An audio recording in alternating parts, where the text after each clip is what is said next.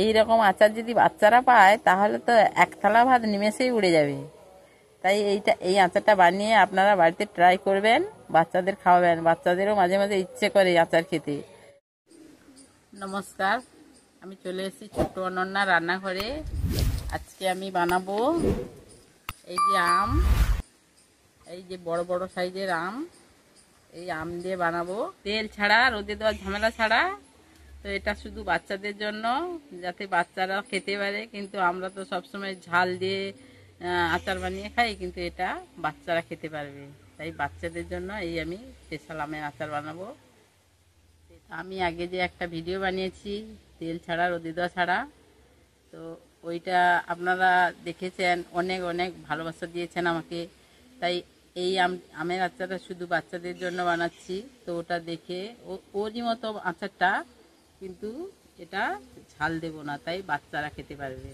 তো এটা স্পেশাল শুধু বাচ্চাদের জন্য এই আমটা। তো বন্ধুরা দেখতে থাকো, আমি আমটা ধুতে যাচ্ছি, ধুয়ে নিয়ে কেটে নেব, দেখতে থাকো।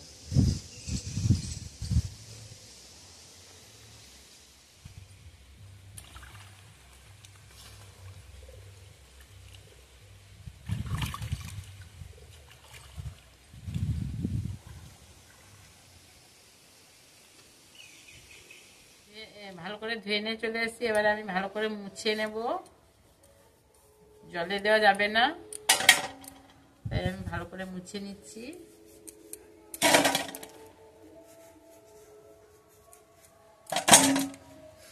যেহেতু আম পাকার সময় হয়ে এসছে, এই পাকা আমের এই আচারটা খুব ভালো লাগবে। এবারে আমি আমটা কেটে নেব।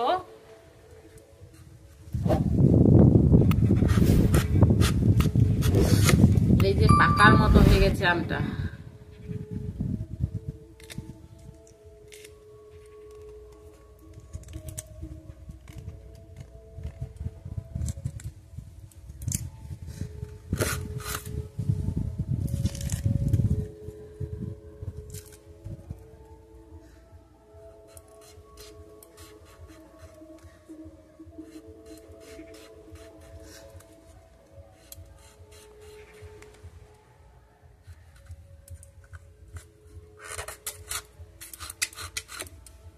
এই সাইজের হবে।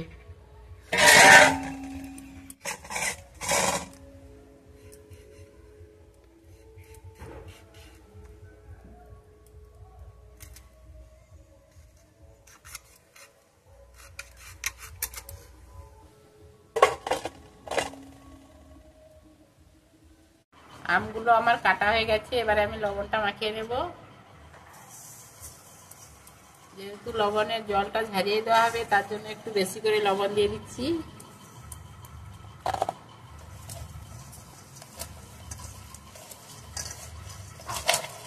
এইভাবে মেখে 2 ঘন্টা মতো রাখবে, কারণ জলটা ভালো করে ঝরিয়ে নিতে হবে।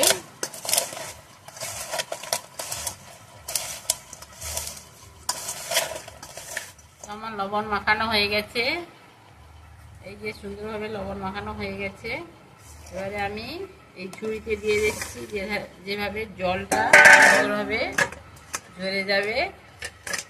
2 ঘন্টা মতো লবণটা মাখিয়ে আমটা ঢেকে রাখবো। 2 ঘন্টা পরে আমি আসছি। তো বন্ধুরা দেখুন, আমি 2 ঘন্টা পরে চলে এসেছি। এই যে আমের ঢাকনাটা খুলে দিলাম। এই যে দেখুন সুন্দরভাবে জলটা ঝরে গেছে। এই যে এতখানি জল বেরিয়েছে, নুন জল। এবারে আমি কড়াইতে জল দিয়ে দেব। তো বন্ধুরা কড়াইটা গরম হয়ে গেছে, আমি 1 লিটার মতো জল দিয়ে দেব। 1 লিটার মতো জল দিয়েছি। এবারে জলটা ফুটিয়ে নেব। তো যেহেতু বাচ্চা খাবে, তাই আমি 5 গ্রাম মতো এলাচ নিয়েছি। 2 কিলো আমে এলাচটা ফাটিয়ে দিচ্ছি।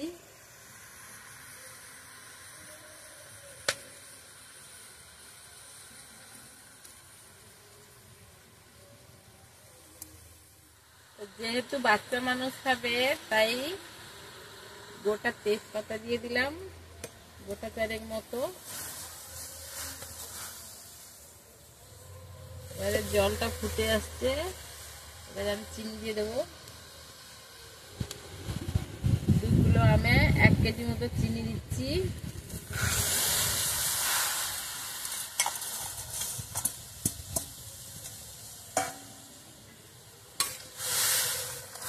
যেহেতু বাচ্চারা মিষ্টি পছন্দ করে তাই একটু বেশি করেই চিনি দিলাম।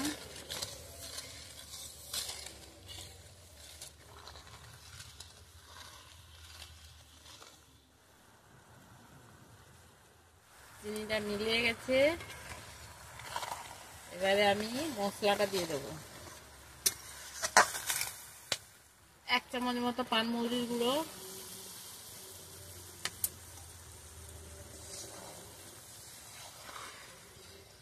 1 চামচ ফোড়নের গুঁড়ো, যেহেতু কালো জিরা টিরা সব আছে 1 চামচ দিলাম। 2 চামচ মতো জিরে গুঁড়ো, জিরেটা একটু বেশি দিলাম, জিরেটা একটু ভালো লাগবে খেতে।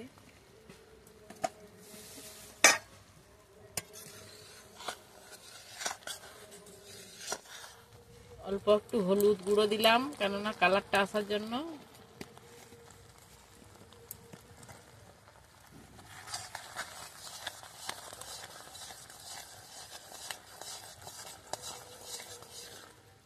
দেখুন বন্ধুরা, এই যে চিনির রসটা সুন্দরভাবে চিট হয়ে গেছে একদম। এবারে আমি আমটা দিয়ে দেবো।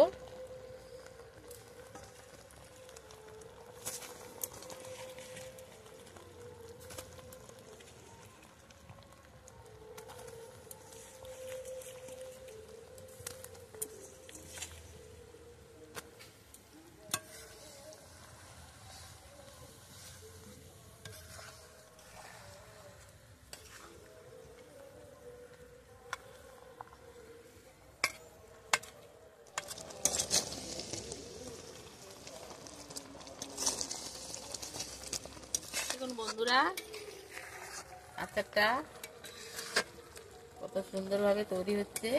এরকম ভাবে সবসময় নেড়ে চেড়ে রাখবে, কারণ চিনি দেওয়া আছে যেহেতু নিচে যেন বসে না যায়। আলতো করে নেড়ে চেড়ে রাখবে এইভাবে। আমার আচারটা রেডি হয়ে গেছে, এবারে আমি একটু ঠান্ডা হলে তারপরে আমি নামিয়ে নেব। এখন কড়াইতে থাকবে, 15-20 মিনিট পরে ঠান্ডা হয়ে গেলে তারপরে আমি নামিয়ে নেব। তো আমার আচার বানানোটা রেডি হয়ে গেছে বন্ধুরা, দেখুন। তো আচারটা প্লেটে করে নামিয়েছি, কিন্তু গরম, প্রচুর গরম, তাই থালার মধ্যে রেখেছি। দেখুন কত সুন্দর হয়েছে আচারটা। বাচ্চারা খুব চেটে পুটে খাবে, খুব সুন্দরভাবে খাবে। তো বন্ধুরা, আমার এই আচার বানানোটা যদি ভালো লেগে থাকে, লাইক, শেয়ার, সাবস্ক্রাইব করতে ভুলবেন না। নমস্কার।